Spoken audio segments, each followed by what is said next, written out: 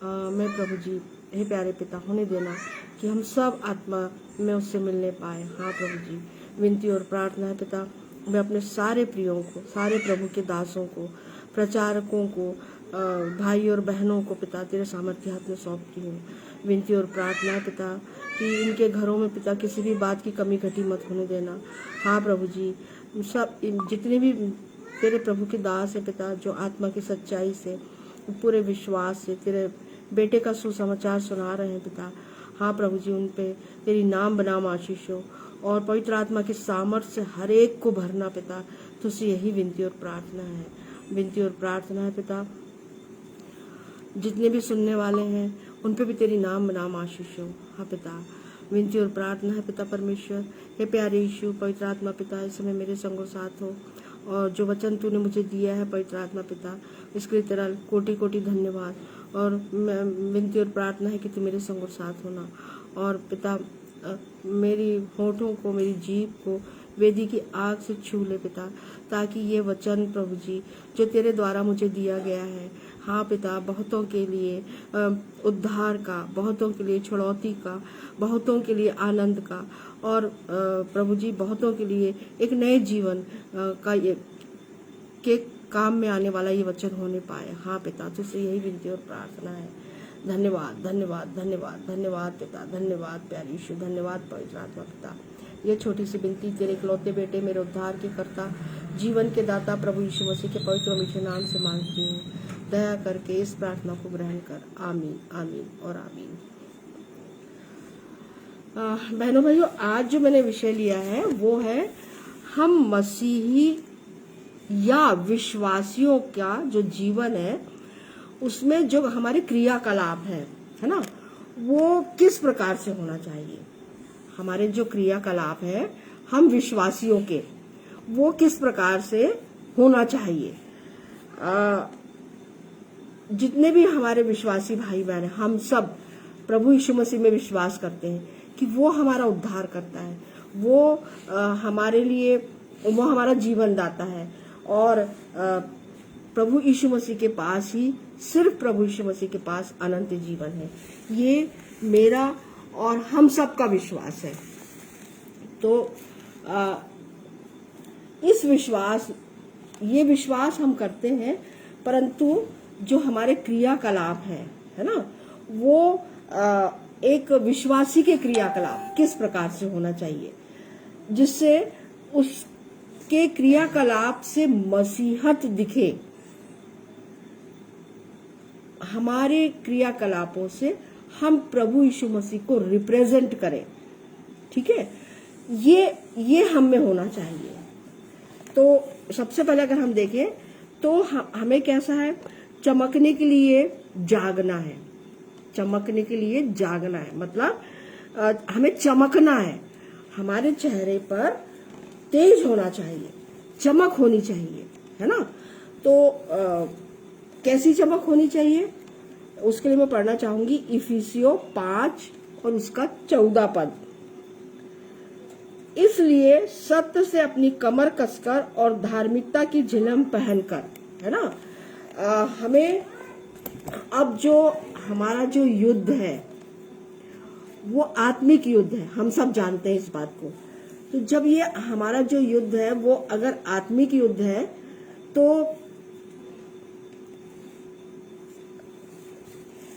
हमें आत्मा में तैयार रहना है, क्योंकि हमारा जो सेनापति है ना, या जो हमारा राजा है, वो कौन है, सेनाओं का यहोवा, है ना।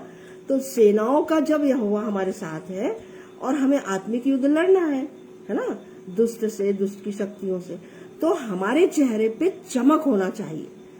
ठीक है, डरा हुआ चेहरा, कुम्हलाया हुआ चेहरा, निराश चेहरा, ये बिल्कुल नहीं होना चाहिए, क्योंकि हम अब आत्मिक युद्ध में प्रवेश कर चुके हैं। तो जैसे इसमें बताया इफिसियों 5 और उसका 14 में कि सत्य से अपनी कमर, हमारे चेहरे पे क्या दिखना चाहिए, सत्य दिखना चाहिए। प्रभु यीशु मसीह ने भी कहा हाँ की हाँ और ना की ना, है ना। तो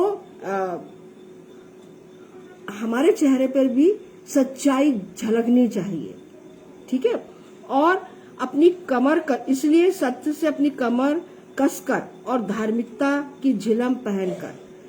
तो धार्मिकता बहुत सारे उसका वो हो सकता है, अर्थ हो सकता है धार्मिकता का। लेकिन अगर हम बाइबल पवित्र शास्त्र से देखें तो जैसे हमारा पिता सिद्ध धार्मिकता, हमारे पिता के पास सिद्ध धार्मिकता है। हमारा पिता कौन है? परमेश्वर पिता। तो जब हमारे पिता परमेश्वर के पास सिद्ध धार्मिकता है ना, और अगर हम इसको तो उसमें भले तथा बुरे का जो बुरे में जो अंतर है ना, उसको अंतर को करने में वो सिद्ध है कि ये भला है, ये पाप है, और ये भला, ये अच्छा है ना। तो ये जो अब परमेश्वर पिता ने हमें बताया कि अच्छा क्या है और बुरा क्या है। तो अब हमें भी, अगर हमको क्या बोला जा रहा है, धार्मिकता की झिलम पहनना है हमको, है ना। सत्य से अपनी कमर कसना है। तो सत्य को हम, जैसे आपने देखा होगा, हम सब देखते हैं कि जो सैनिक होते हैं जब वो युद्ध में जाते हैं तो उनका जो वस्त्र होता है वो बिल्कुल हम सिविलियन से बिल्कुल अलग होता है ना। उनकी एक अपनी पोशाक है, एक ड्रेस है, एक यूनिफॉर्म है, ठीक है। उसी तरह से हम जो आत्मिक योद्धा है, हमारी भी यूनिफॉर्म है, हमारी भी ड्रेस है ना। और उसमें क्या है? सत्य को अपनी कमर में बांधना है, ठीक है। तो हम हमारा युद्ध किससे है? हमारा आत्मिक युद्ध दुष्ट से और दुष्ट की सेना से, ठीक है ना। तो हमें सत्य को अपनी कमर में बांधना है। और धार्मिकता, अब देखिए यहाँ पे धार्मिकता अगर हम बोले तो सही या ईमानदारी, है ना, या ईमानदार, या उचित, है ना। तो हमें जो सही काम है, उचित है हमारे जीवन को जीने के लिए, या हम अपने परमेश्वर के प्रति और प्रभु यीशु मसीह के प्रति हमें पूरी तरह से ईमानदार होना है ना। ये धार्मिकता है, ये धार्मिकता है। और साथ ही जैसे हमारा स्वर्गीय पिता है ना, परमेश्वर पिता, सेनाओं का यहोवा, वो कैसा है? वह भलाई करने में सिद्ध है और उसमें भले तथा बुरों में अंतर करने का सिद्ध ज्ञान है परमेश्वर पिता में, ठीक है। तो उसी तरह से हाँ, पाप क्या है और अच्छाई क्या है, ये जानने का हमें गुण होना चाहिए, है ना। तो उस धार्मिकता को हमको फिर जब हमको पता चल जाता है, पता चल जाएगा या पता चल जाता है कि भाई ये गलत काम है, इसको हमको नहीं करना है, ठीक है, उसको छोड़ना है, तो ये धार्मिकता, ठीक है। अब देखिए फिर उससे हमारा चेहरा चमकेगा। हम उदास, निराश, दुखी या परेशान हमको नहीं दिखना है। जब जो आर्मी के जो लोग रहते हैं, आपने देखा होगा कि वो कितने डिसिप्लिन रहते हैं, है ना, और बहुत फुर्ती वाले रहते हैं, फुर्ती रहती है उनके शरीर में। तो अब हम सबको भी इसी प्रकार से फुर्ती रखना है बहनों भाइयों, इसी प्रकार से अपने आप को पूरा यूनिफॉर्म। इफिसियों अगर हम पढ़ते हैं 5 और उसके 13वें पद से, तो हमको ये सब पता चलता है कि हमें किस किस प्रकार से अपने वस्त्रों को किन किन चीजों से सुसज्जित करना है, और तभी तो हम आत्मिक लड़ाई लड़ पाएंगे, है ना। और इन जब हम आपने ये भी महसूस किया होगा कि जो व्यक्ति हमेशा सच बोलता है ना, उसके वो आंख मिला के बात करेगा और अपनी उसकी बात में वजन होगा, वो दृढ़ता से बात करेगा, है ना। तो और उसकी आंख में आपने देखा होगा चमक रहेगी, चेहरे पे नूर रहेगा, खुशी रहेगी, क्योंकि वो सच्चाई से बात कर रहा है। तो हमें भी और हमारे चेहरे पे अगर हमको चमक लाना है, क्योंकि हमको आत्मिक युद्ध लड़ना है, तो हमको हमको चेहरे पे चमक लाना, उदासी नहीं, है ना, निराशा नहीं, दुख नहीं, और परंतु खुशी और क्या लाना है, तभी हमारे चेहरे पर चमक आएगी। सत्य को अपनी कमर में बांधना है, ठीक है ना, और दौड़ना है। एक जो विश्वासी होता है वो जीतने के लिए दौड़ता है, ठीक है ना। इसके लिए मैं पढ़ना चाहूंगी 1 कुरिन्थियों 9 और उसका 24 से 27 तक। 1 कुरिन्थियों 9 और उसका 24 से 27 पद तक पढ़ना चाहूंगी। हमें जीतने के लिए दौड़ना है, ठीक है ना। एक विश्वासी को किस जगह के लिए जीतना है? उसको स्वर्ग के लिए, है ना। स्वर्ग को पाना है हमें। हमारी दौड़ इस संसार की दौड़ नहीं है बहनों भाइयों, और यहाँ की दौड़ में तो कोई एक ही प्रथम आएगा संसारिक दौड़ में, लेकिन जो हम विश्वासियों की दौड़ है ना, वो अलग प्रकार की दौड़ है, ठीक है। उसमें बहुत सारे लोग प्रथम आ सकते हैं, परंतु शर्त क्या है कि हमें जीतने के लिए दौड़ना है। 1 कुरिन्थियों 9:24 से 27 पढ़ना चाहूंगी। क्या तुम नहीं जानते कि दौड़ में तो दौड़ते सभी है, परंतु इनाम एक ही ले जाता है। तुम वैसे ही दौड़ो कि जीतो। हर एक पहलवान सब प्रकार का संयम करता है। वे तो एक मुरझाने वाले मुकुट को पाने के लिए यह सब करते हैं, परंतु हम तो उस मुकुट के लिए करते हैं जो मुरझाने का नहीं, है ना। इसलिए मैं तो इसी रीति से दौड़ता हूँ, परंतु लक्ष्यहीन नहीं। मैं भी इसी रीति से मुक्कों से लड़ता हूँ, परंतु उसके समान नहीं जो हवा पीटता हुआ लड़ता है, परंतु मैं अपनी देह को मारता कूटता और वश में लाता हूँ। ऐसा न हो कि औरों को प्रचार करने में मैं आप ही किसी रीति से निकम्मा ठहरूं। देखिए कितनी अच्छी सटीक बात बताई है पौलुस के द्वारा कि आज हमें किस मुकुट के लिए दौड़ना है, जो मुरझाने का नहीं। संसार में अगर हम दौड़ते हैं तो वो जो मुकुट हमें मिलता है वो बहुत कम समय के लिए रहता है और वो मुरझा जाता है ना। लेकिन ये जो मुकुट अनंत जीवन के लिए है, ये मुकुट, है ना। प्राण देने तक विश्वासी रहे तो मैं तुझे जीवन का मुकुट दूंगा, प्रकाशित वाक्य में। और यहाँ पर भी पौलुस प्रेरित यही बात कह रहा है कि जब एक पहलवान है वो सब प्रकार का संयम करता है, वे तो एक मुरझाने वाले मुकुट को पाने के लिए यह सब करते हैं।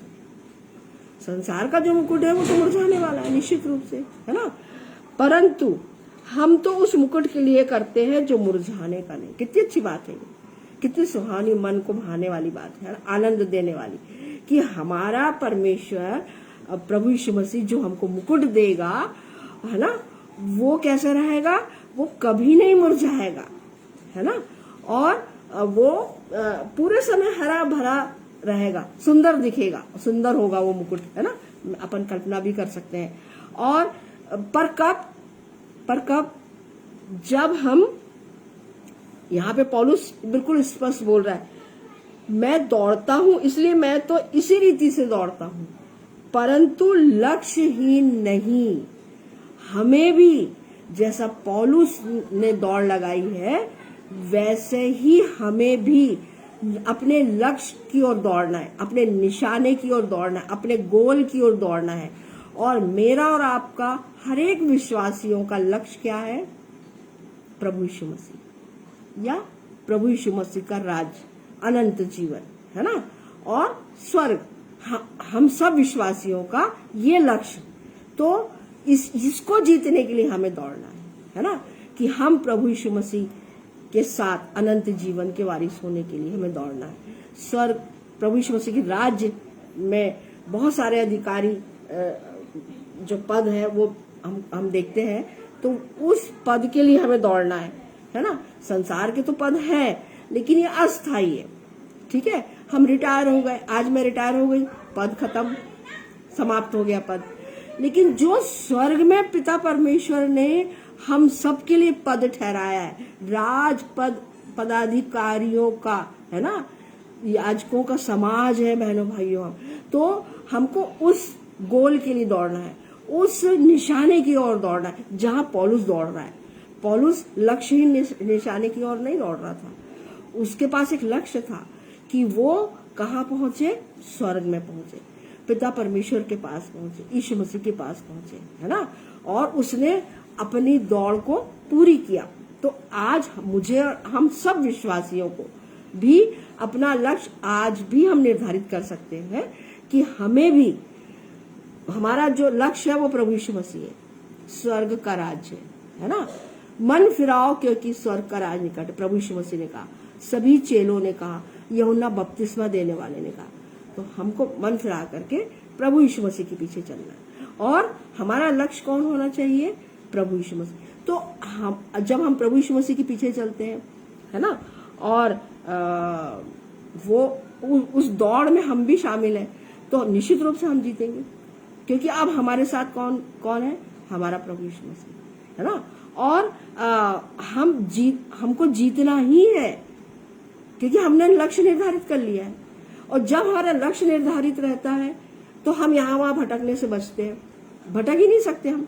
हमारा लक्ष्य निर्धारित है और हम अपने प्रभु यीशु मसीह, जो हमारा लक्ष्य है ना, हमारा गोल है, हमारा निशाना है, हम उसकी ओर निरंतर दौड़ते चले जाते हैं, तो निश्चित रूप से हम जीतेंगे।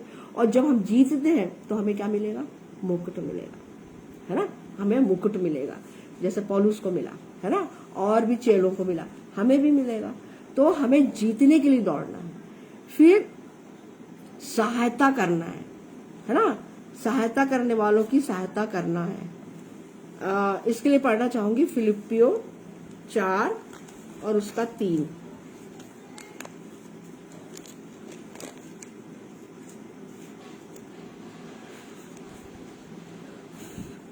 फिलिपियो 4 और उसका 3। हे सच्चे सहकर्मी, मैं तुझसे विनती करता हूँ कि तू उन स्त्रियों की सहायता कर, क्योंकि उन्होंने मेरे साथ सुसमाचार फैलाने में क्लेमेंस और मेरे अन्य सहकर्मियों समेत परिश्रम किया, जिनके नाम जीवन की पुस्तक में लिखे हुए हैं, है ना। अब देखिए कितने कॉन्फिडेंस से यहाँ पे पौलुस बोल रहा है कि उनके नाम जीवन की पुस्तक में लिखे हुए हैं, है ना। तो बहनों भाइयों, हमारे नाम भी जीवन की पुस्तक में होने चाहिए। तो उसके लिए हमें क्या करना पड़ेगा, एक दूसरे की सहायता करना पड़ेगा, है ना। जैसे यहाँ पौलुस क्या बोल रहा है कि हे सच्चे सहकर्मी, मैं तुझसे विनती करता हूँ कि तू उन स्त्रियों की सहायता कर, क्योंकि उन्होंने मेरे साथ सुसमाचार फैलाने में क्लेमेंस और मेरे अन्य सहकर्मियों समेत परिश्रम किया है, जिनके नाम जीवन की पुस्तक में लिखे हुए हैं। मेरा और आपका नाम भी, हम सब विश्वासियों का नाम भी जीवन की पुस्तक में अगर हम लिखवाना चाहते हैं, या जीवन की पुस्तक में हमारा नाम भी हो, तो उसके लिए आज हम सबको क्या करना है, एक दूसरे की सहायता करना है ना, और सुसमाचार फैलाना है। पौलुस ने बोला ना यहाँ कि पौलुस जगह जगह जाता था, है ना, बहुत कठिन यात्राओं को करता था, उसको सांप ने भी काट लिया तो भी उसको कोई हानि नहीं हुई, है ना। और पूरा माल्टा जो द्वीप है वो पूरा यीशु मसीह विश्वास में आ गया था। तो पौलुस ने तो बहुत दुख उठाया, सारे चेलों ने भी बहुत दुख उठाया। और आज की डेट में प्रभु के बहुत सारे दास, जो प्रभु के जो दास और दासियां हैं, आज वो भी दुख उठा रहे हैं बहनों भाइयों। तो हमें उन सब के लिए प्रार्थना करना है और उनकी हर संभव हमको मदद करना है, क्योंकि वो सुसमाचार प्रचार कर रहे हैं, बहुत कठिनाई से सुसमाचार प्रचार कर रहे हैं। ये मैं और आप हम सब जानते हैं, है ना, कुछ भी छिपा नहीं है। और दूसरी बात ये है कि सिर्फ प्रभु के दास और दासों की नहीं, प्रचारक प्रचारिकाओं की अकेले हमको सहायता नहीं करना, हर एक मनुष्य, हर एक की सहायता हमें करना है, मदद करना है ना। और दूसरा, जब हम और हमें भी उत्तरदायित्व दिया है प्रभु यीशु मसीह ने मत्ती 28 कि जाओ और जगत में मेरे नाम का सुसमाचार प्रचार करो, है ना। और मैं जगत के अंत तक तुम्हारे साथ हूँ। तो मुझे और आपको भी सुसमाचार प्रचार करना है। अब देखिए, हमारा जो मैंने बताया ना, हम अच्छे व्यवहार के द्वारा, है ना, अच्छे चाल चलन के द्वारा, है ना, अच्छी बोलचाल के द्वारा, अपने अड़ोसी पड़ोसियों को मदद करने के द्वारा हम अपनी मसीहत को, अपने प्रभु यीशु मसीह को रिप्रेजेंट कर सकते हैं, और हम करते भी हैं, है ना। और मुझे इस बात का घमंड है कि हमारे चाल चलन के द्वारा, अच्छे व्यवहार के द्वारा वो लोग बोलते हैं, अन्य जाति के लोग, कि सच में जो मसीह लोग हैं, जो क्रिश्चियंस लोग हैं, वो बहुत नम्र और दीन है, दयालु है, वो दूसरों की सहायता करने के लिए तत्पर रहते हैं। तो इस बात हम किसको रिप्रेजेंट कर रहे हैं? अपने प्रभु यीशु मसीह को, है ना। और जब हम प्रभु यीशु मसीह को अपने अच्छे व्यवहार के द्वारा, अच्छे चाल चलन के द्वारा, है ना, और अच्छे चरित्र के द्वारा, और एक दूसरे की सहायता के द्वारा हम अपने प्रभु यीशु मसीह को वहां रिप्रेजेंट करते हैं बहनों भाइयों। तो हमें जहां भी जिसको भी आवश्यकता है, कभी मना मत करिएगा, है ना। हमारे पास बहुत सारे संसाधन ना भी हो तो भी हम उनको दिलासा दे सकते हैं, ढाढ़स बांध सकते हैं, उनके लिए प्रार्थना कर सकते हैं, है ना। तो ये हमें अवश्य करना चाहिए, और ये सहायता, इस प्रकार से भी हम सहायता कर सकते हैं। फिर है बीज बोना। एक विश्वासी में का जो जीवन है, जो उसके क्रियाकलाप है, उसमें अब दूसरा पॉइंट है बीज बोना, फसल काटने के लिए बोना, है ना। इसके लिए मैं पढ़ना चाहूंगी गलातियों 6 और उसका 7, गलातियों 6 और उसका 7 से 9 पद तक।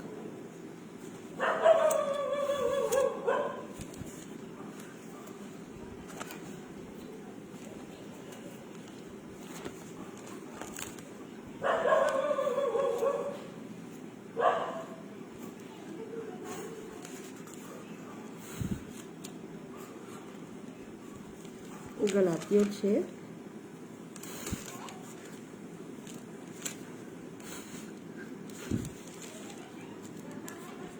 उसका 9 से 6 से गलातियों 6 7 से 9। धोखा ना खाओ, परमेश्वर ठट्टों में नहीं उड़ाया जाता, क्योंकि मनुष्य जो कुछ बोता है वही काटेगा। क्योंकि जो अपने शरीर के लिए बोता है वह शरीर के द्वारा विनाश की कटनी काटेगा, और जो आत्मा के लिए बोता है वह आत्मा के द्वारा अनंत जीवन की कटनी काटेगा। हम भले काम करने में साहस न छोड़े, क्योंकि यदि हम ढीले न हो तो ठीक समय पर कटनी काटेंगे। कौन सी कटनी? कौन सा बीज बोना है हमें, है ना। ये इम्पोर्टेंट बात है। तो बीज है प्रभु यीशु मसीह का वचन, है ना, इसको हमें बोना है। परंतु इसके लिए शर्त क्या है बहनों भाइयों?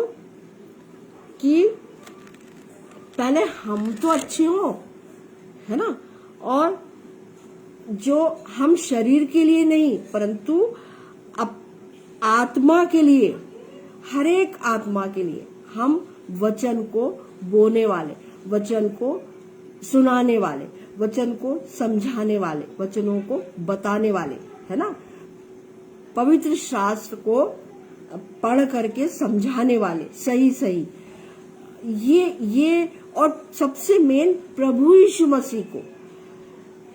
मसीह को का सुसमाचार। कौन सा सुसमाचार? क्रूस का सुसमाचार, उसकी मृत्यु का सुसमाचार, उसके बलिदान का सुसमाचार, है ना। और उसने वो क्यों आया इस जगत में, ये हमको बताना है। उसने क्या किया जगत में आकर के, ये हमको बताना है ना। तो जब हम इन वचनों, पवित्र शास्त्र के वचनों का जब हम अध्ययन करते हैं पवित्र आत्मा की सामर्थ्य से, तो जब हम इसको पढ़ते हैं तो हम बहुत सारे हमसे प्रश्न करते हैं। और मैं आपको एक बात बताना चाहूंगी बहनों भाइयों, कि बहुत सारे जो अन्य जाति से भाई बहन हैं, तो जब वो हम लोगों से बहुत सारे प्रश्न करते हैं, है ना, तो उसका हमें वचन के द्वारा उत्तर देना आना चाहिए, है ना। और सटीक उत्तर देना चाहिए, आना चाहिए। और ये तब कब होगा, जब हम वचन पढ़ेंगे, ठीक है ना। और फिर हम दाएं बाएं नहीं होते हैं। जब हम वचन पढ़ते हैं तो हम वचन के द्वारा जवाब देते हैं। और यहाँ पर भी बिल्कुल स्पष्ट बोला है, धोखा ना खाओ, परमेश्वर ठट्टों में नहीं उड़ाया जाता, क्योंकि मनुष्य जो कुछ बोता है वही काटेगा सारे जीवन भर, है ना। हमें अच्छा ही बोना है। जो वचन है वो एक दूसरे को बांटना है, बताना है। और हमारा जो चरित्र है वो अति उत्तम होना चाहिए, है ना। साफ सुथरा हमारा चरित्र होना चाहिए, हमारा स्वभाव मिलनसार होना चाहिए, है ना। और यही सब बातें तो हमारे जीवन में एक एक एक क्या बोले, आइडेंटिटी हमारी, है ना।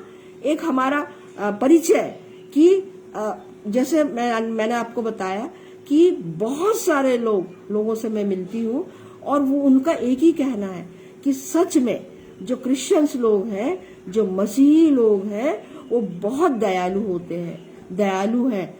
और वो बहुत एक दूसरे की सहायता, मदद करते हैं, तत्पर रहते हैं। तो देखिए, हम हमारे अच्छे कार्यों के द्वारा सभी विश्वासियों, सभी मसीह भाई बहनों अच्छे दयालुता, नम्रता, दीनता, है ना, आत्मा के फल वो अगर हम में है, तो निश्चित रूप से हमारा जो परिचय है वो आत्मा के फल दे रहे हैं। और हमारा चरित्र अच्छा होना चाहिए, पहली बात तो।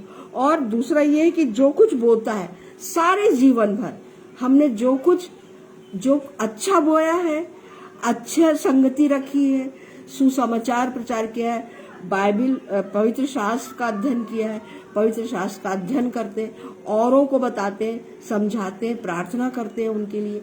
यही तो हमारा जीवन है ना। सारी जिंदगी अपन यही काम करते हैं। और तब क्या है, जो हम बोते हैं वही हम काटेंगे। जो शरीर के लिए बोता है वो शरीर के द्वारा विनाश की कटनी काटेंगे। शरीर के लिए बुरे काम, पाप, है ना, ये सब शरीर के काम है, संसार के काम ही है। अगर हम इस प्रकार से अपने शरीर को नाना प्रकार के व्यसन, नाना प्रकार की बुराइयां, नाना प्रकार के पाप हमारे शरीर में है, तो फिर हमको कटनी भी वैसे ही काटना पड़ेगा। फिर हम परंतु और जो आत्मा के लिए बोता है वो आत्मा के द्वारा अनंत जीवन की कटनी काटेगा, अनंत जीवन की। अभी जैसे मैंने आपको बताया कि हमें अब बिल्कुल समय नहीं है। इजराइल, फिलिस्तीन और गाजा पट्टी अपन सब देख रहे हैं न्यूज चैनलों में, और कितना युद्ध हो रहा है ना। तो आज ही पास्टर सचिन क्लाइव ने कुछ पोस्ट डाली है कि यहेजकेल में इन सब का वर्णन है। तो 38 में है इस अंतिम, मतलब इस समय के युद्ध के विषय में भविष्यवाणी है। तो देखिए, अब प्रभु यीशु मसीह का आना बहुत निकट है। तो अब हमें आत्मा के लिए बोना है। अरे हम स्वर्ग कौन जाएगा, नरक कौन जाएगा? हमारी आत्मा, है ना, शरीर नहीं, आत्मा ही जाएगी ना। अगर हम अगर हम अच्छे काम कर रहे हैं तो निश्चित रूप से हमारे जो शरीर है प्रभु यीशु मसीह के आने के बाद इसका स्वरूप बदल जाएगा, है ना। और फिर हम कहाँ जाएंगे? प्रभु यीशु मसीह के साथ स्वर्ग में जाएंगे, है ना, अनंत जीवन के लिए। और अगर हमारा जो कार्य है, जो हम सारी जिंदगी जो हमने बोया है, और अगर उसमें पाप है, बुराइयां है, संसार है उसमें, तो फिर हमको अनंत जीवन नहीं मिलेगा हमारी आत्मा को, है ना। तो आत्मा के लिए हमें बोना है, तो अच्छा बोना है ना, क्योंकि हमें हमारी आत्मा कहाँ जाएगी, प्रभु यीशु मसीह के साथ, ठीक है ना। और कहाँ, और अगर हमने अच्छा नहीं बोया है सारे जीवन भर, तो फिर हमें नरक ही जाना पड़ेगा। तो क्यों जाए हम नरक? जब हमारा प्रभु यीशु मसीह इस संसार में आया, इसी संसार में था ना प्रभु यीशु मसीह भी, है ना, 2023 साल पहले, और उसने एक उदाहरण हमारे सामने प्रस्तुत किया कि उसने किस प्रकार का जीवन दिया। तो हमें भी उसी को तो फॉलो करना है ना, उसी को फॉलो हम कर रहे हैं सारे विश्वासी, और उसके पीछे पीछे चल रहे हैं, और चलना बहुत जरूरी है। और क्योंकि अनंत जीवन सिर्फ प्रभु यीशु मसीह के पास है, तो हमको भी अनंत जीवन में जाना है, तो उसके पीछे जैसा वो बोल रहा है वैसा करना पड़ेगा ना, कि नहीं करना पड़ेगा। तो आज जो हम बीज बो रहे हैं और फसल काटने के लिए हमें बोना है, तो हम बीज कौन सा बोए? अच्छा बोए, है ना। वचन जो हम अपनी हमारी जो आत्मा है वो वचन से भी तृप्त होती है। पवित्र शास्त्र के वचनों के द्वारा हमें शांति मिलती है। जब हम इसको पढ़ते हैं तो हमारी परेशानियां, समस्याएं और बेचैनी, ये सब वचनों के द्वारा हट जाती है, क्योंकि ये वचन फिर हमसे बातें करता है ना।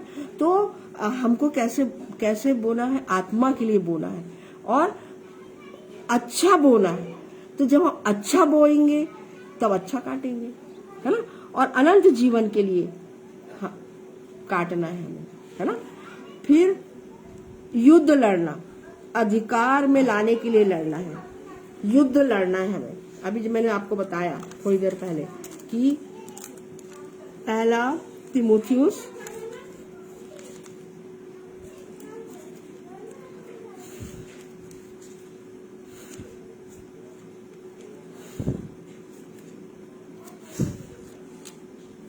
पहला तीमुथियुस 8:6 और उसका 12, 6 और उसका 12, विश्वास की अच्छी कुश्ती लड़ और उस अनंत जीवन को धर ले जिसके लिए तू बुलाया गया है और बहुत से गवाहों के सामने अच्छा अंगीकार किया था। पौलुस यहाँ पे फिर बोल रहा है कि हमको क्या करना है? कुश्ती।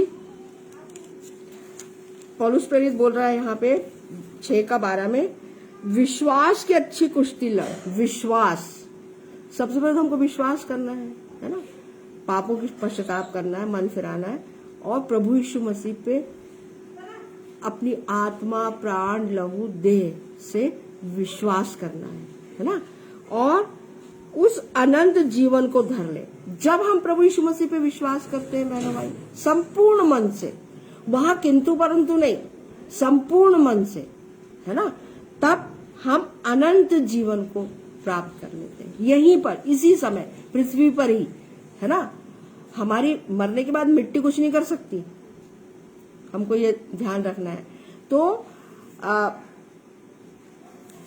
जैसा पौलुस बोल रहा है कि अनंत जीवन को दर जिसके लिए तू बुलाया, हम बुलाए गए, चुने गए हैं, है ना। और जब हम चुने गए हैं और तो अनंत जीवन हमको विश्वास करना है और हम करते भी हैं, 101% विश्वास करते हैं। अभी देखिए बहुत सारे जो भविष्यवक्ता है अभी इस समय के, और चाहे फॉरेनर्स हो चाहे हमारे इंडियन प्रभु के दास हो, वो बहुत सारे लोग ये बात बोल रहे हैं। और उनके बोलने से पहले हमारे पवित्र शास्त्र में है 666 का अंक, है ना, जो किसका है? शैतान का अंक है ना, लूसीफर का अंक है, ठीक है। तो ये सब एक चिप के माध्यम से लगाया जाने वाला है और जापान में तो लगाना शुरू हो गया और बहुत सी गवर्नमेंट्स ने, बहुत सारे देशों की गवर्नमेंट्स ने इसको परमिशन भी दे दी है इसको लगाने के लिए। तो अब देखिए यहाँ पे अब साफ बोला है प्रकाशित वाक्य में कि हमको 666 का अंक अपने माथे पे या नहीं लगाना है, मतलब वो चिप नहीं लगाना है ना। अब यहाँ पे हमारा विश्वास परखा जाने वाला है, पर आप हम निश्चिंत है कि हमारे साथ कौन है? सेनाओं का यहोवा हमारे संग संग है, याकूब का परमेश्वर हमारा ऊंचा गढ़ है। तो हमारे साथ तो बहनों भाइयों अपन सबके साथ, सारे विश्वासियों के साथ सेनाओं का यहोवा है, तो हमें डरना नहीं है और उस विश्वास में खरे उतरना है ना।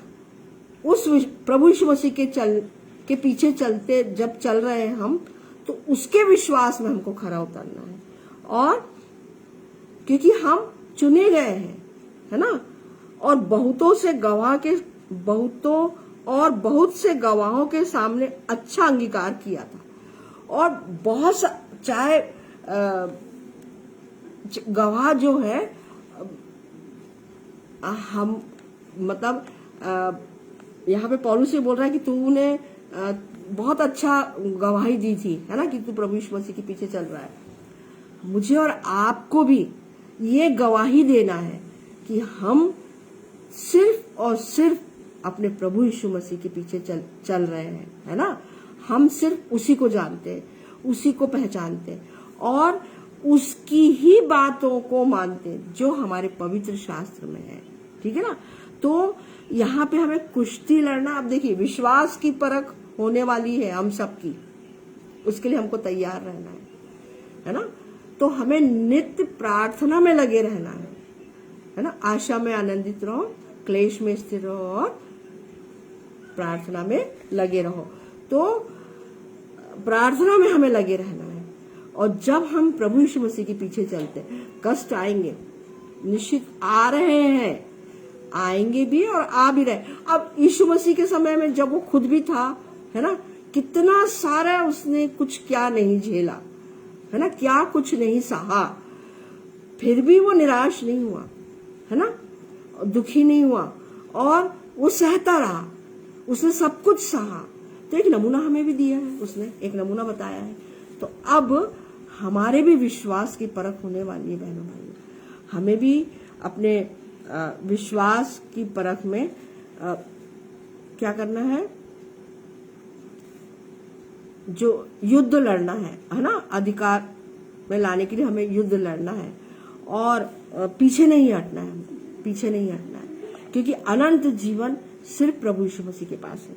और दूसरी बात यह है कि जब हमारे प्रभु मसीह ने इस संसार में रहते हुए दुखों को उठाया, सब कुछ सहा, है ना, तो हमें भी दुख उठाना निश्चित है। और उसने भी कहा है कि तुम मेरे पीछे चलोगे तो संसार तुमसे बैर कर रखेगा, है ना।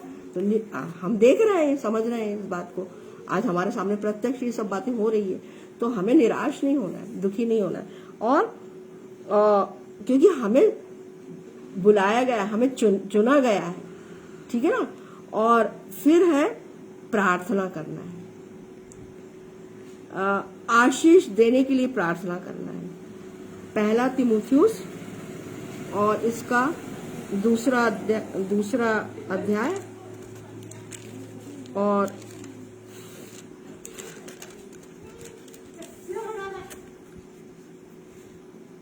12वां पद पढ़ना चाहूंगी।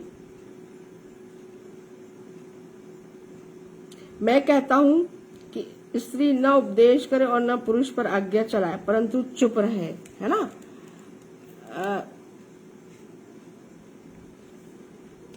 जो देखिए उस समय जो रिवाज थे यहूदियों में, इजराइलियों में, है ना, वहां पे स्त्रियों को चुप रहने का समझाइश दी जाती थी, है ना, और वो पुरुषों की आज्ञा का पालन करती थी। अब हमारा सिर कौन है? हमारा प्रभु यीशु मसीह, है ना। और जब हम, चाहे स्त्री हो चाहे पुरुष हो, तो जब हम प्रार्थना करते हैं, तो चाहे स्त्री हो या पुरुष, है ना, प्रभु के दास, प्रभु की दासियां, ठीक है ना, तो हम प्रार्थना काय के लिए करें? आशीष देने के लिए प्रार्थना करें। और और अनुग्रह के लिए प्रार्थना करें और अपने विश्वास की मजबूती के लिए प्रार्थना करना है हमको, सबके लिए, है ना। तो जब हम प्रार्थना करते हैं तो उस प्रार्थना में निवेदन और क्या होने चाहिए, प्रार्थना मतलब ही निवेदन है ना, आवेदन, निवेदन, है ना, विनती। तो हम अब किससे प्रार्थना कर रहे हैं? अपने प्रभु यीशु मसीह से, अपने पिता परमेश्वर से, है ना। तो पूरी नम्रता और दीनता से प्रार्थना करना है, ठीक है ना, क्योंकि हमारा जो सिर है वो कौन है? हमारा प्रभु यीशु मसीह है। प्रभु यीशु मसीह हमारा सिर है, ठीक है ना। तो हमें उसके सामने चुप रहना है, शांत रहना है, बकबक नहीं करना है। और मतलब बहुत सारे लोग प्रार्थना में बहुत सारे बकबक करते हैं, हम देखते हैं, और बहुत बहुत लंबी चौड़ी प्रार्थना करते हैं। नहीं, हमको प्रार्थना कैसी करना है? सटीक, और जैसा हमको पवित्र आत्मा ने जो सिखाए, समझाए, बताए, वैसी प्रार्थना प्रभु यीशु मसीह से करना है। क्योंकि हमारा सिर कौन है? हमारा मसीह, हमारा यीशु मसीह हमारा सिर है, ठीक है ना। और फिर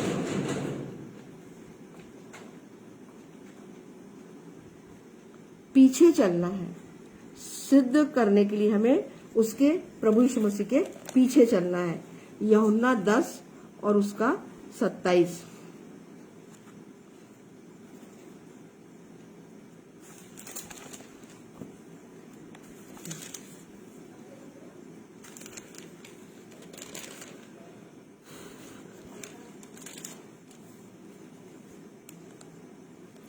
मेरी भेड़ें मेरा शब्द सुनती है, मैं उन्हें जानता हूँ और वे मेरे पीछे पीछे चलती हैं। हमारा चरवाहा कौन है? प्रभु यीशु मसीह। प्रभु यीशु मसीह ने कहा ना, मैं तुम्हारा चरवाहा हूँ, है ना।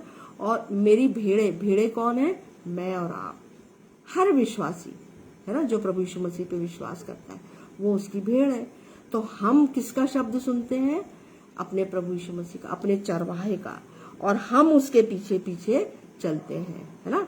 तो हमें उसके पीछे चलना ही चाहिए, यह हमारा पहला कर्तव्य है। ये हमारा पहला कर्तव्य है, हमारी ड्यूटी है कि हमें सिर्फ और सिर्फ प्रभु यीशु मसीह के पीछे चलना है, परमेश्वर पिता के और त्रिएक परमेश्वर के पीछे चलना है, और किसी के पीछे नहीं चलना है। जो पवित्र शास्त्र हमें करने, सुनने, बोलने के लिए बोल रहा है, हमको वही करना है। तो हमें प्रभु यीशु मसीह के पीछे चलना है ना, क्योंकि प्रभु यीशु मसीह क्या है? हमारा चरवाहा है ना, और हम उसकी भेड़े हैं। तो जब हम उसकी भेड़े हैं तो हम अपने चरवाहे के शब्द को पहचानते हैं हम, है ना, क्योंकि हम उसके शब्द से, उसकी आवाज से परिचित है ना। अति भोर को वो हमें क्या करता है? आवाज देता है। और जब हम उठते हैं, प्रार्थना करते हैं, फिर आप देखिए कि आपका पूरा दिन कितना आप मन में कितने आनंदित रहते हैं, खुश रहते हैं। और जो पद हमको उस दिन मिलता है, सवेरे भोर को मिलता है पढ़ने के लिए, और उसको हम समझते हैं, फिर देखिए आप कि जो अगर आप परेशानी में, चिंता में, समस्या, आपको उन पदों के द्वारा, उन वचनों के द्वारा जो आप पवित्र शास्त्र में से पढ़ते हैं, इतनी असीम शांति मिलती है ना। तब ये समझिएगा कि परमेश्वर इन वचनों के द्वारा हमसे बातें कर रहा है ना। और प्रार्थना के द्वारा हम परमेश्वर से बात करते हैं, प्रभु यीशु मसीह से बात करते हैं। तो यहाँ पे प्रभु यीशु मसीह बिल्कुल स्पष्ट बात बोल रहे हैं, मेरी भेड़ें मेरा शब्द सुनती है, मैं उन्हें जानता हूँ। बताइए, परमेश्वर पिता बोल रहा है, लिखा है पवित्र शास्त्र में कि मैंने तेरा चित्र अपनी हथेली पे गोद के बनाया है, तू मेरे आंख की पुतली के समान है। बताइए, है ना, कितना जानता है हमको पिता, हमारा पिता परमेश्वर, प्रभु यीशु मसीह, है ना। तो हमको भी उतना ही जानना है जितना वो हम जब उसका शब्द सुनते हैं, तो क्यों शब्द सुनते हैं? क्योंकि हम उसको जानते हैं। जब हम पवित्र शास्त्र पढ़ते हैं तब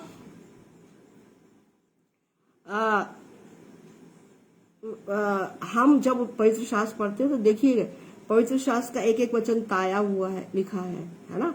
और ये परमेश्वर पिता पवित्र आत्मा के सामर्थ्य से लिखा गया है ना। तो कैसा होगा वो, कितना अच्छा लगता है हमको जब हम पवित्र शास्त्र, अब देखिए ना यही पढ़ रही हूं मैं, तो मुझे बहुत अच्छा लग रहा है कि हम सब विश्वासी किसकी आवाज सुनते हैं, प्रभु यीशु मसीह की, जब हम वचन पढ़ते हैं तब, है ना। और हम उस आवाज के पीछे चलते हैं, है ना, क्योंकि हम प्रभु यीशु मसीह को जानते हैं, पहचानते हैं, ठीक है ना। क्योंकि भेड़े अपने चरवाहे को पहचानती है, और चरवाहा आगे आगे चलता है और भेड़े पीछे पीछे चलती है। बकरियों के साथ उल्टा है, बकरियों के पीछे चरवाहा रहता है और बकरियां आगे आगे चलेगी और चरवाहा पीछे चलेगा। लेकिन भेड़े कैसी रहती है, बहुत नम्र रहती है, दीन रहती है, और जहां जहां चरवाहा जाता है वो उसका पीछे पीछे अनुसरण करती है। तो हमारा चरवाहा कौन है, हमारा प्रभु यीशु मसीह है ना, और बहुत अच्छा चरवाहा है, ठीक है ना। तो और हम उसका शब्द जानते हैं, पहचानते हैं, सुनते हैं, और हमको उसके पीछे ही चलना है ना, कहीं भटकना नहीं है ना। हमें बकरी भी नहीं बनना है ना, हमें बकरी भी नहीं बनना है, परंतु हमें क्या बनना है, भेड़ बनना है। क्योंकि भेड़े क्या करती है, अपने चरवाहे के पीछे चलती है, हमें भी पीछे चलना है। फिर है कार्य करना है लाभ के लिए। कौन सा लाभ, रोमियो 12 और उसका 6।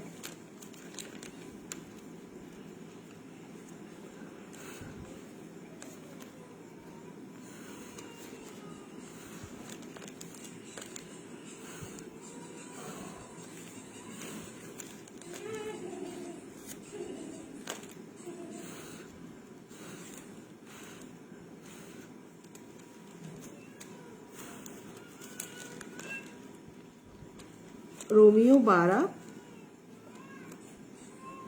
6 से 16। जबकि उस अनुग्रह के अनुसार जो हमें दिया गया है, हमें भिन्न भिन्न वरदान मिले हैं।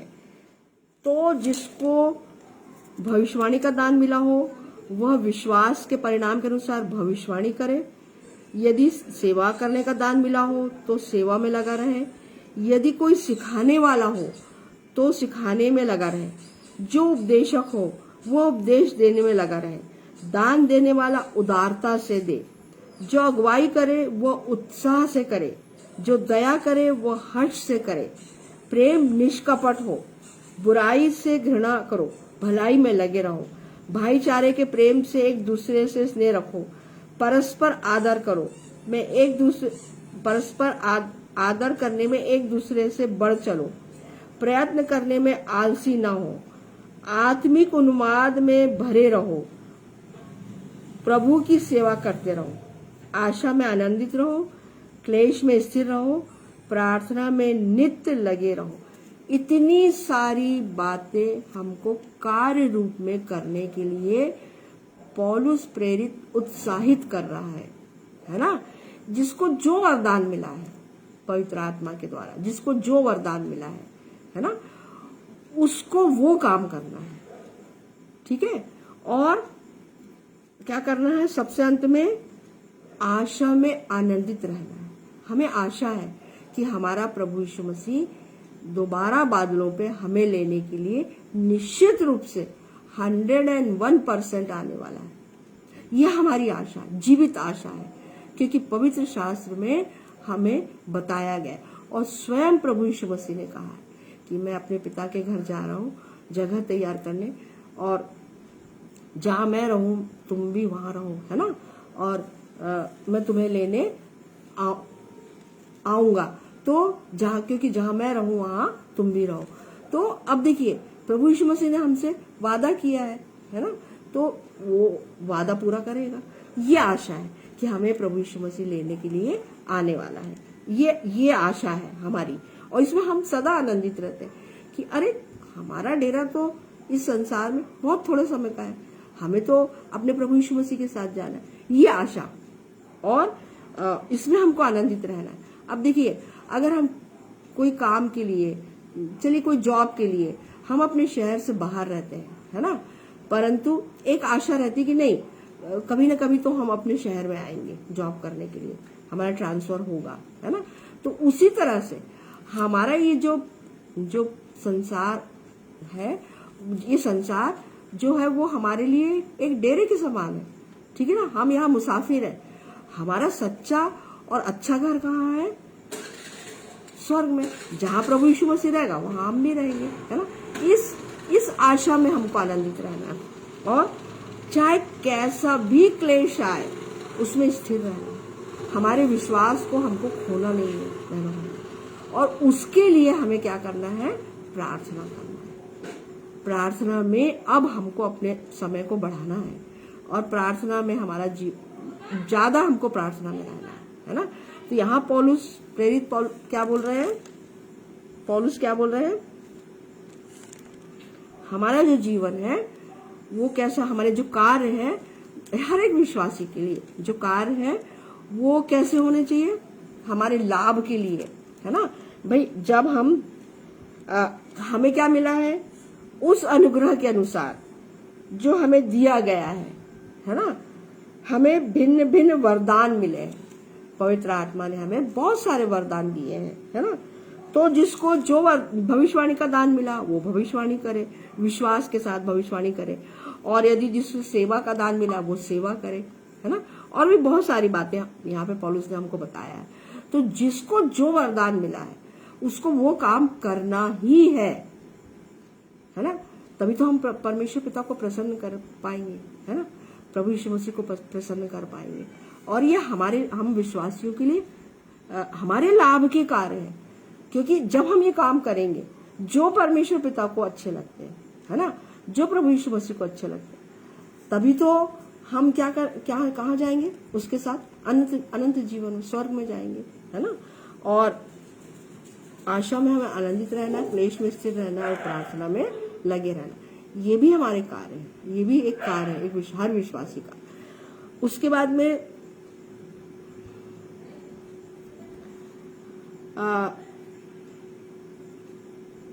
पहुंचना है हमें, है ना।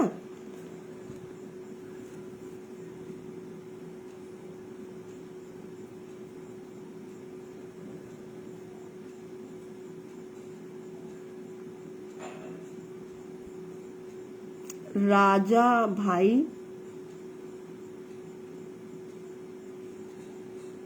ये कह रहे हैं कि इनको शुगर है और पैरों में दर्द है ना, और वो लंगड़ा के भी चलते हैं पैरों में दर्द होने के कारण, और वो नेपाल से है। भाई आप खुद घुटनों पर आकर के या ऐसे बैठ करके पिता परमेश्वर से, प्रभु यीशु मसीह से प्रार्थना मांगे सच्चे मन से।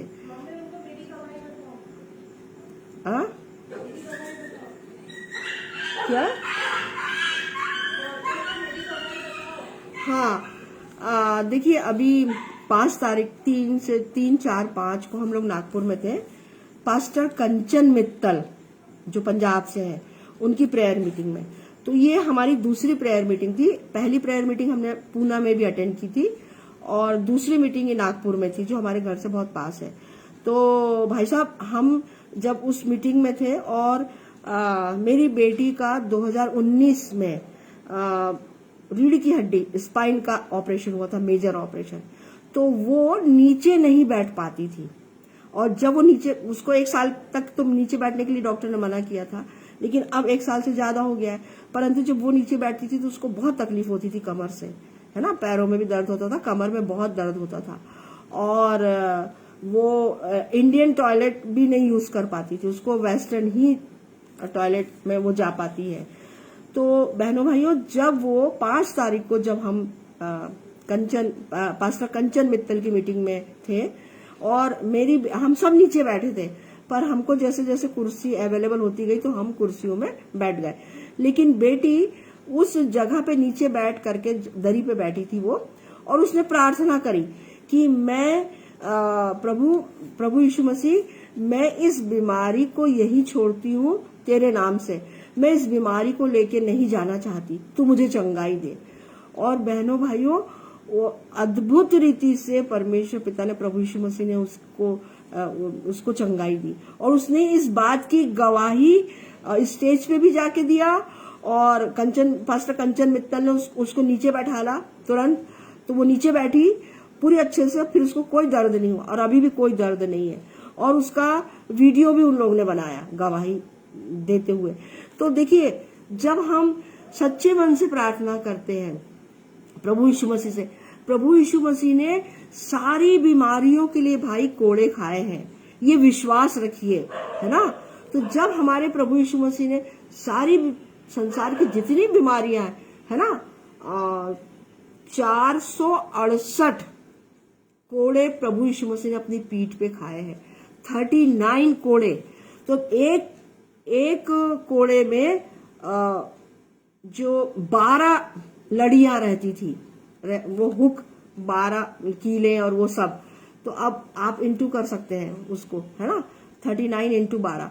तो देखिए, जब आप प्रभु यीशु मसीह से पूरे विश्वास के साथ में खुद ही स्वयं विश्वास करके प्रेयर करते, प्रार्थना करते हैं कि मैं ये सारी बीमारी मेरे शरीर से दूर कर, क्योंकि तूने सारी बीमारियों के लिए तो कोड़े खा लिया है ना।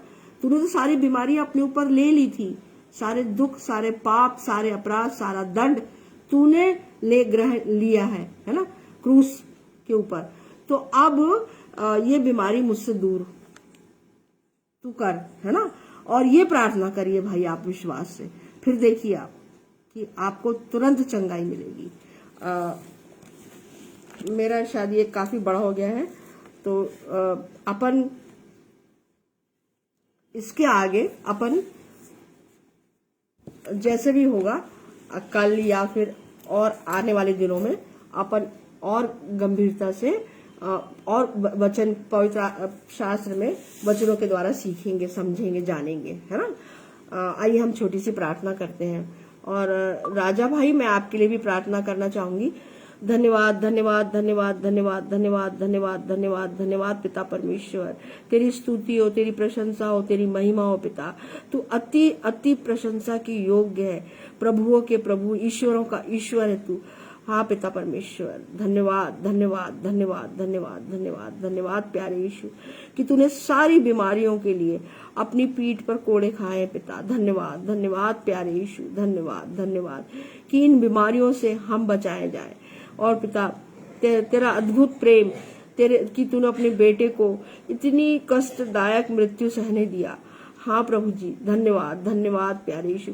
और तूने हम सबको अपने पवित्र लहू से मोल लेकर के खरीदा है पिता। धन्यवाद, धन्यवाद, धन्यवाद प्यारे यीशु, धन्यवाद, धन्यवाद पिता परमेश्वर। विनती और प्रार्थना है पिता, हे प्यारे यीशु, इस भाई के संग और साथ हो, भाई राजा के संग और साथ हो, और उनकी शुगर को, उनके बीपी को, उनके पैर के दर्द को दया करके, दया करके, दया कर पिता, उस भाई पे दया कर, अपने नाम की महिमा होने दे पिता, उसे चंगाई दे दे, दया कर प्यारे यीशु, दया कर। वो भाई बहुत कष्ट में पिता, तू जानता है। विनती और प्रार्थना प्रभु जी, बहुत आशा भरी निगाहों से, पूरे विश्वास से वो तेरी ओर निहार रहा है। दया कर पिता उस भाई पे, और उसकी सारी बीमारियों को उससे दया करके दूर कर दे पिता। तू चंगा करने वाला परमेश्वर है। विनती और प्रार्थना है, तो तू वैद्यों का वैद्य और डॉक्टरों का डॉक्टर है प्यारे यीशु। दया कर उस भाई पर, उसे नाम बनाम चंगाई दे पिता। तुझसे यही विनती और प्रार्थना है, अपनी महिमा के लिए प्रभु जी, तू उसे चंगाई दे मेरे खुदा। तेरे तू वो भाई तुझ पे विश्वास करता है। धन्यवाद पिता, धन्यवाद तेरे प्रभु, तेरी उत्तम योजना के लिए धन्यवाद कि तेरे बेटे की उस क्रूस की मृत्यु के द्वारा हम सब को उद्धार मिला है।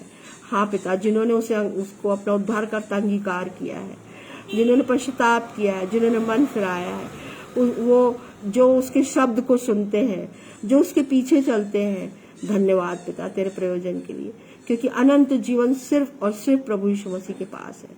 और हाँ पिता परमेश्वर, वो बहुत शीघ्र आने वाला है अपनी कलीसिया को, अपनी दुल्हन को लेने के लिए।